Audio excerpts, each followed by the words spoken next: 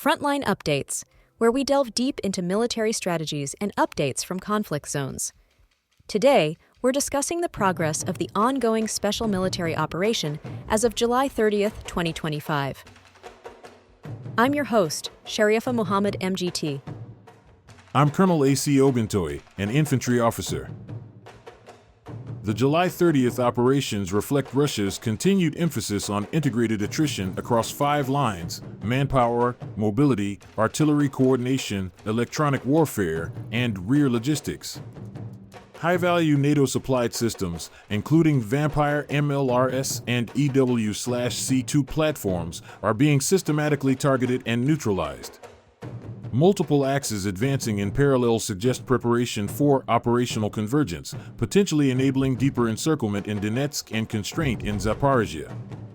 Ukrainian ability to sustain tempo continues to degrade under sustained EW and counterlogistics pressure. Welcome to Frontline Updates, the podcast that brings you in-depth insights into military operations from those leading them on the ground. Today, we're joined by Colonel A.C. Oguntoye, an infantry officer monitoring critical missions on the progress of the special military operation as of today. Colonel Oguntoye, thank you for being with us. Thank you. It's good to be here. Colonel Oguntoye, July 30th has been another active day in the field. Could you start by giving us an operational overview of what took place? July 30th marked another carefully synchronized step in our ongoing campaign. Across all operational groups, from the northernmost push in Sumy to the southern axis in Kherson, our forces conducted precision offensives, combined arms engagements, and long-range strike operations. The guiding principle was attrition with intent. We focused on degrading the Ukrainian armed forces' ability to coordinate, supply, and resist across multiple domains. That included direct engagement with mechanized brigades on the ground and high-value interdiction strikes from the air. We targeted not just military formations, but the connective tissue, logistics, electronic warfare, radar, and transport infrastructure. In total, over 1,300 Ukrainian combatants were neutralized in a single day, along with key equipment like Western-supplied artillery, EW stations, counter-battery radars, and even a Czech-made Vampire MLRS. This is the slow grinding down of a military machine, one step at a time. Let's dig into that northern axis, Sumy and Kharkiv. What was the intent of the operations there? In the north, we continue shaping operations. Our goal is to prevent Ukraine from reallocating forces southward by maintaining constant pressure. On July 30th, our North Group engaged and defeated several Ukrainian mechanized and assault brigades in the settlements of Proletarskoye, Yunakovka, and Melov. But more importantly, we hit a number of logistics targets, 3 ammunition depots, 4 supply warehouses, and a frontline electronic warfare station. These are what sustain the units in the trenches. When those go, everything downstream, from drone command to artillery supply, breaks down. We also eliminated a Ukrainian tank and an armored combat vehicle. The real story, however, lies in how we're dismantling battlefield resilience without a head-on assault. That's doctrinal patience, not recklessness. How about the West Group? I understand there were key developments near Kupiansk and Chandrigolovo. Yes, the West Group continued to advance along the forward edge of our operational zone, especially in Osinovo and Chandrigolovo.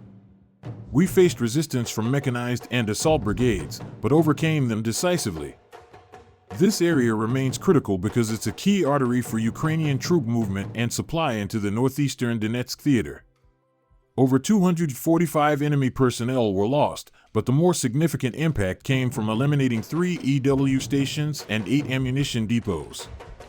These aren't just tactical victories, they're part of a broader campaign to blind and isolate Ukrainian units. Electronic warfare systems are central to drone coordination and artillery survivability. Without them, we dominate the electronic spectrum. Let's turn to Donetsk. There were significant operations from both the southern and central groups. What did you see unfold there? Donetsk is where positional tactics meet strategic momentum. The southern group operated across key settlements, Konstantinovka, Ivanopoli, Vasyukovka, and Dzerzhinsk, targeting 4 mechanized brigades and a National Guard formation. These units are increasingly brittle. We eliminated 2 Western-supplied artillery pieces, an EW platform, and a counter-battery radar, in addition to about 200 personnel. That radar station alone likely supported a wide zone of fire correction, and its loss degrades Ukraine's ability to deliver accurate return fire. And the center group of forces? The Central Group delivered the most punishing blow of the day. We neutralized over 410 Ukrainian troops in a series of battles across the same axis. Among the destroyed hardware was a Czech Vampire MLRS, a high-value NATO-supplied system that Ukraine depends on for longer-range harassment. With that gone, the defensive net weakens. The East Group appears to have continued pushing through Zaporizhzhia and Dnipropetrovsk. What's the tactical outcome there? Correct. The East Group made further advances into Ukrainian defensive layers, particularly in Iskra, Zelenigay, and Novopetrovskoye. We took out 3 armored vehicles, a Western artillery piece, and eliminated over 200 personnel. But again, the real importance lies in the disruption of continuity. 2 ammo depots and a supply warehouse were taken out, cutting off rear support to forward positions. Our push here is not about rushing to Dnipro, it's about tightening the noose, both logistically and operationally. And finally, the DNEPR Group. What role did they play in today's broader campaign? The Dnipro Group is our southern lever. On July 30th, it operated across Zaporizhzhia and Kherson, engaging Ukrainian mechanized, mountain assault, and coastal brigades. Their role was precision interdiction. We took out 4 electronic warfare stations, 2 counter-battery radars, and 7 depots. This group doesn't push forward as aggressively as others, but it makes sure that nothing moves behind Ukraine's lines. That kind of disruption prevents reinforcement, weakens coordination, and sets the stage for later movement. Before we wrap, any final thoughts on the strategic picture emerging from today's operations? What we're seeing now is the cumulative payoff of layered attrition. Every radar destroyed, every depot burned, every EW station knocked out, it all adds up. This isn't about flashy breakthroughs. It's about operational dislocation. Ukrainian units are being separated from their sensors, their supplies, and increasingly, from each other. We are shaping the field so that if and when we decide to push, there will be no coherent force left to resist. It's not glamorous, but it's decisive. Colonel, thank you for providing such a detailed briefing on the current military situation. Your insights are invaluable to our understanding of the conflict's dynamics. And thank you to our listeners for tuning in. Join us next time as we continue to provide up-to-date coverage on global military affairs. Stay with us for more updates and expert analyses on global defense and security issues. Stay informed, stay secure. Thank you for the opportunity. Today, warnings persist about a worsening famine crisis in Gaza, with deaths from starvation and related issues increasing. Aid groups and UN agencies report severe malnutrition, especially among children, and warn that current aid efforts are insufficient to meet the needs. International pressure is growing on Israel to allow more humanitarian aid into Gaza and to agree to a ceasefire.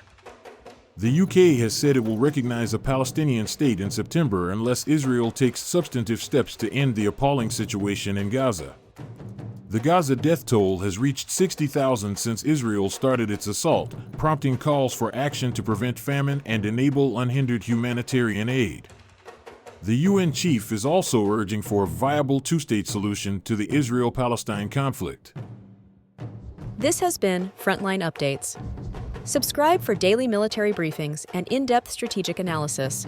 Visit our platform for maps, transcripts, and exclusive frontline updates from commanders in theater.